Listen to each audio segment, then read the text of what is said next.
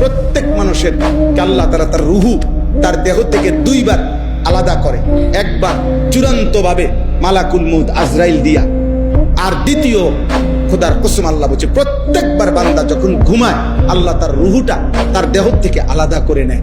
আল্লাহ নিজে বলছেন আমি চাইলেই আবার ফেরত দেই, আমি না চাইলে ফেরত দেই।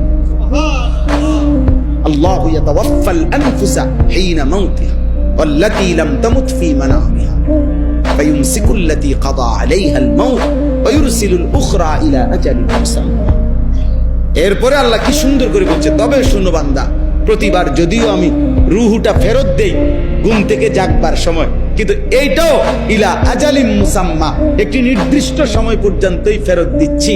এই ফেরত দিলেও তুমি ধোঁকা খাইও না যে কোনোদিন আটকাবো না, না সত্যি সত্যি একদিন রুহুটা একবার নেব আজরাইল দিয়া, আর কোনোদিন ফেরত দেব না।